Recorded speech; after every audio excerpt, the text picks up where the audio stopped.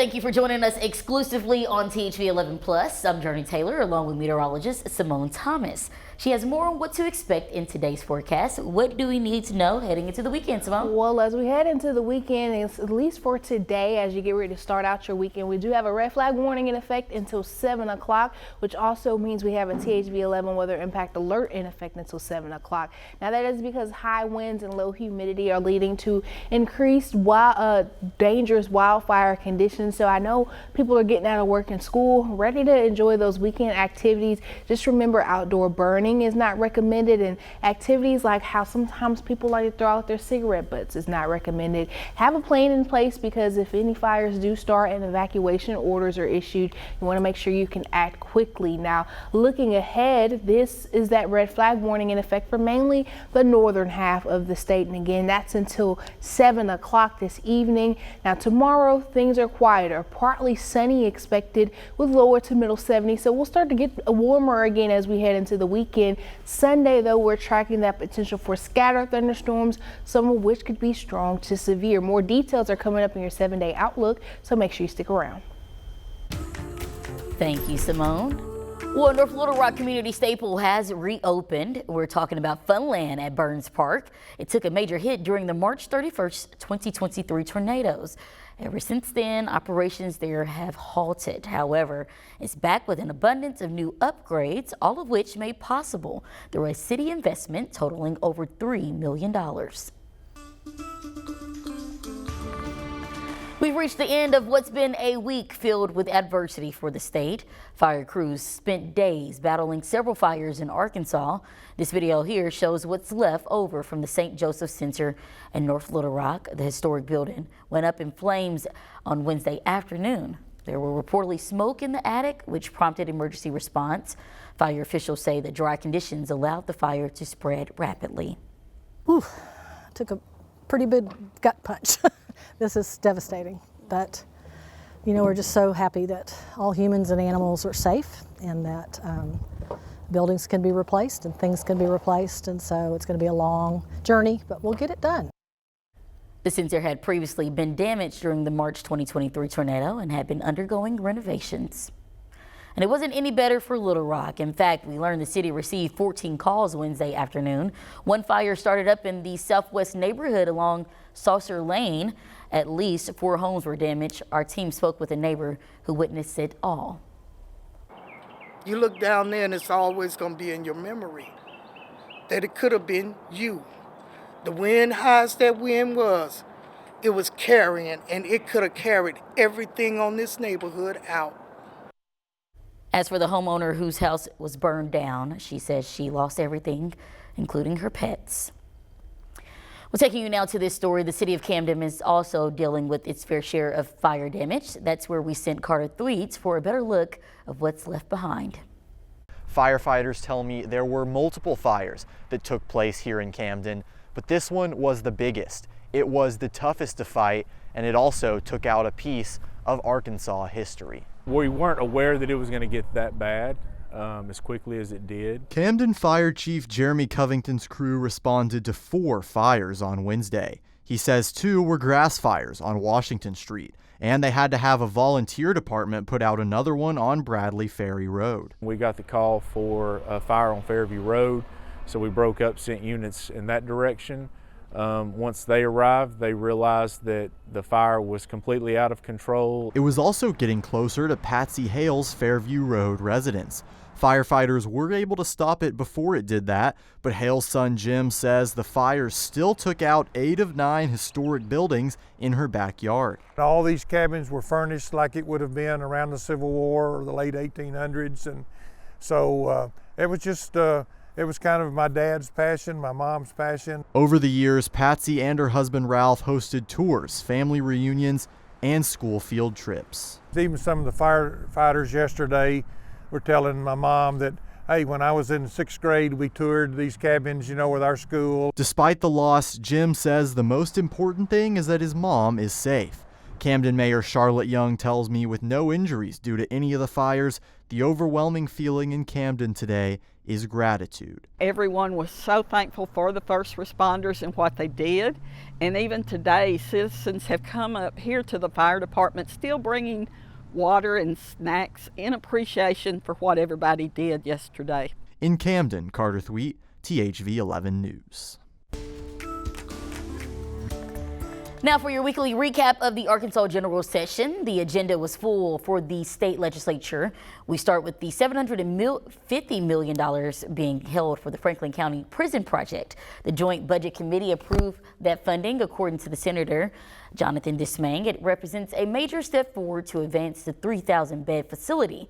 This as the project continues facing heavy backlash from opposing lawmakers. The way this project has been done to date, that we will spend mega millions and we'll find out we need more money. I struggle to think, what if we don't build this prison? What is the cost to society? What are the costs to the people? How do we answer to the people at home when there's no misdemeanor justice? A vote on whether to revise the cost estimate should happen after spring break. An Arkansas lawmaker is pulling a bill she sponsored to get more input from the Attorney General's office, known as the Vulnerable Youth Protection Act. Republican State Representative Mary Bentley says the bill would allow civil lawsuits to go forward against anyone involved in the so-called social transitioning of a minor. The act includes procedures such as castration or mutilation, but would also penalize people assisting minors with acts like changing a teen's name, the pronouns they use, or even the hairstyle they wear. Things like a haircut, even clothing, or even the use of pronouns, right? That's all speech. And so our concern there is that when you are criminalizing, or in this case, providing a civil cause of action for certain things, certain forms of speech, that has to pass a very, very high constitutional bar. In 2021, a judge struck down a law banning gender-affirming care for minors in Arkansas. The state is still appealing that ruling. This revised bill is expected to be brought back soon as a special order. There were two notable bills that did get signed into law. The Arkansas Access Act is an overhaul to the state's higher education. It aligns with the Arkansas Learns Act. Access, however, focuses on providing a path forward to colleges and careers. Another bill will permit nitrogen gas to be used for executions. Louisiana recently performed their first nitrogen gas-style execution. As for Arkansas, there are 25 inmates on death row. The last time an execution was performed here was 2017. Arkansas now joins 3 others allowing this type of execution. The story of recovery is being told in several communities across our state, some of which go back to the March tornadoes of 2023. Brooke Buckner revisits the site where one park was damaged for an update on their progress. Pavilion in the park looks a lot different than it did 2 years ago after taking a direct hit from the tornado. When you walk inside, you'll see construction and tunnels like this. The ownership group tells me, although the repairs are taking a little while, it's because they're trying to keep the building's unique charm. The Pavilion in the park was built as a designer property back in the 80s when it was built, so finding replacement parts for it has been a little bit more of a challenge. Rebuilding Pavilion in the park isn't an easy process, but it's one developers say is necessary to return the business center to its former glory. All the glass is 40-something years old. The manufacturer of that glass had ceased production of it. So in order to match the existing glass and come back with it so that it all looks like it should, they had to literally fish the recipe out of their files. It's just one of the obstacles that stood in their way as they worked to restore the open-air glass atrium. They went through a special process to match the existing glass with the new glass, and it took time. Jessica Durnley is part of the group that owns Pavilion in the park. She says all the structural work is done, but it wasn't easy. It was bringing it up to code because things had been grandfathered in over time. So not only did we have to replace all the roofs, we had to replace all the wood framing in the roofs. Crews also had to replace all of the HVAC units. Jurnee says they're now focused on cosmetic repairs and bringing back the event center. And the tenants have all been extremely supportive, for what they've had to live through. And soon we'll see a similar look as before without all the tunnels. I'm just so ready to not say I'm sorry 50 times a day about construction and everything else. In Little Rock, Brooke Buckner, THV 11 News. Hello again, and thanks for sticking around. A few things happening in the forecast this weekend. First, we have the red flag warning and weather impact alert in effect through 7 o'clock today. But by Saturday, we're looking to see more sunshine. Things are a bit quieter once those wind speeds start to calm down, but we're tracking that next chance of storms on Sunday, which we'll talk more about what that looks like in a second. Here's the details on the weather impact alert in effect through 7 o'clock. Again, that's due to high winds and low humidity creating dangerous wildfire conditions. So try to avoid anything that could start a flame through the rest of the afternoon. Now, as we continue through sunset, we are going to see wind speeds start to calm down. We'll see a little moisture getting back into the atmosphere tomorrow. But in the meantime, the northern half of the state, make sure you're weather aware. Even if you're not under the red flag warning, still make sure you're weather aware because relative humidity values are going to be very low today, with those winds gusting up to 25 miles an hour to our south. Area shaded in pink could see winds gusting between 30 and 40 miles an hour. Now, through the weekend ahead, again, I mentioned the wildfire risk is going to calm down, but we still have a number of counties under burn bans. 62 of our 75 counties are under burn bans right now. So even as we get into the weekend, tomorrow going to be a great day to spend some time outside. Maybe try to avoid any activities again that could spark a flame, because even with those reduced wind speeds, the threat is still there. Highs tomorrow looking to climb to the lower and middle 70s. Sunday, similar trend, but that's when we're tracking the potential for some scattered showers and thunderstorms. Now, the latest SPC's outlook is highlighting that level 2 out of 5 or slight risk of severe weather for locations south and east of the Little Rock Metro. So that line from West Memphis through Stuttgart, Pine Bluff, down to Texarkana is shaded in that yellow. Right now, it looks like the main hazards are going to be those strong wind gusts and maybe large hail. Let's walk through what radar could look like through the weekend. We're going to start at Saturday evening because we can actually see a few thunderstorms across northern Arkansas on Saturday. Some could be on the strong side. So after midnight, likely going to start to see some of that rain moving into northwest Arkansas. That'll continue through north central Arkansas overnight into your Sunday morning, where you see these pockets of yellow and orange. That could be where we see some of those stronger storms. But this first round starts to move out of the state by early afternoon. A few rain showers still left behind across that northwestern third of the state, but that round of severe weather that we're tracking on Sunday is really going to pick up by Sunday evening. As you see south of the Little Rock Metro, these pockets of yellow could be where we see some of those stronger storms that'll continue across southeast Arkansas, moving out of the state in time for Monday morning. So make sure you're weather aware as you head into Sunday as well. I'll be here throughout the weekend tracking what we're expecting, and if it comes down to where we need to do any cut-ins for any warnings, we will be here tracking that. Otherwise, it is a low-end threat. We don't expect this to be what we saw last week, but the threat for those damaging winds and large hail is there. Not a lot of rain accumulation is expected on Sunday, so would not be surprised as we head into next week if we continue to talk about fire weather concerns, because things are still going to be dry, but we're tracking those temperatures in the lower to middle 70s under partly sunny skies for most of next week. All right, Simone, thank you. The Arkansas State Red Wolves women's basketball team has reason to celebrate this morning. They'll be playing in the NCAA tournament after making history, clinching their first ever Sun Belt championship, punching their ticket to the big dance. And they're being led by Destiny Rogers. Take a listen to how she's feeling going into the big game. For Arkansas State Red Wolves women's head coach Destiny Rogers, the journey from interim to head coach wasn't easy. It was the true definition of being thrown into the fire.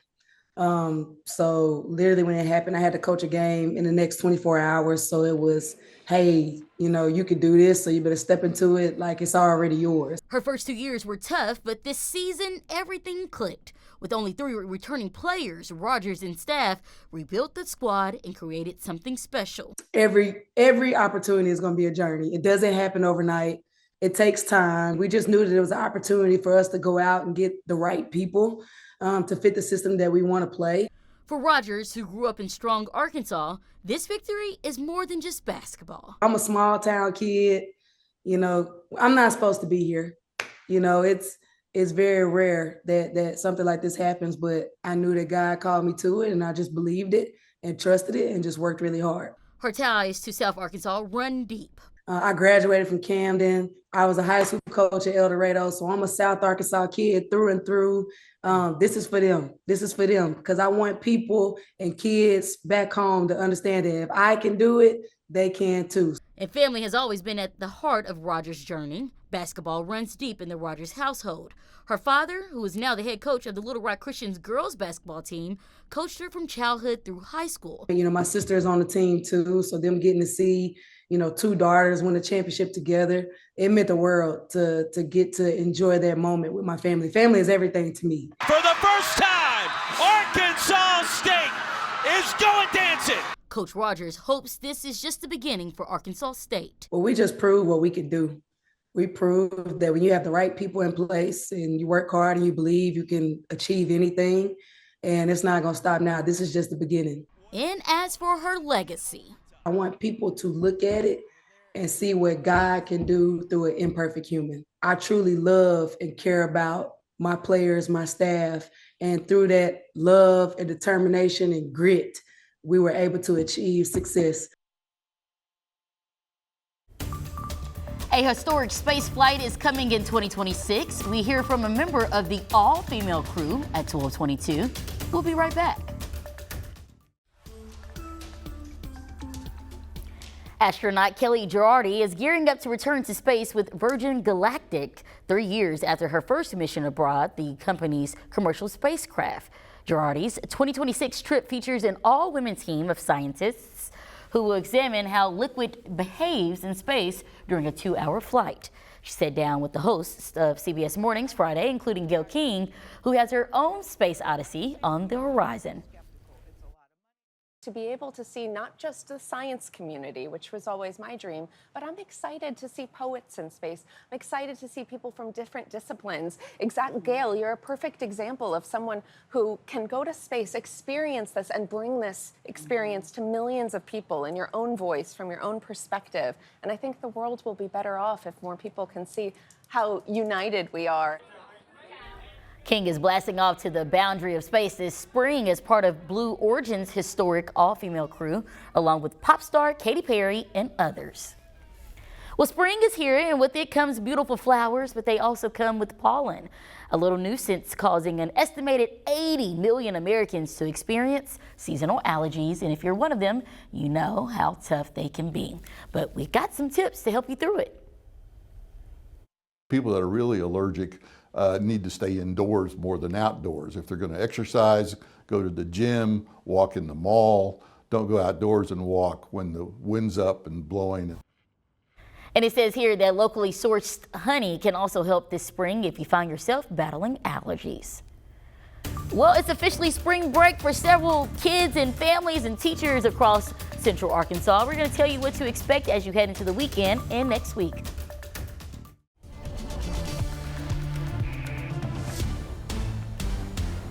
Well, as we look ahead over the next couple of days, tomorrow a lot nicer. We're starting to warm back up into those lower and middle 70s. Definitely take advantage of tomorrow. The winds are going to be calmer, not as dry as it's been the past couple of days. Humidity increasing ahead of some rain chances on Sunday. We'll start to see some scattered showers and thunderstorms, some of which could be strong to severe. Now by Monday, we're looking to see the sunshine again, and you see Jurnee for most of next week hanging out in the lower to middle 70s with a mix of clouds and sun. It is the week we deserve after this week, so. I will say not a lot of rain accumulation expected Sunday, so we could be dealing with more fire weather concerns down the line next week just because the ground is dry. Okay, we'll keep our eyes on that. Thank you, Simona. Thank you guys always for tuning in. Have a good day.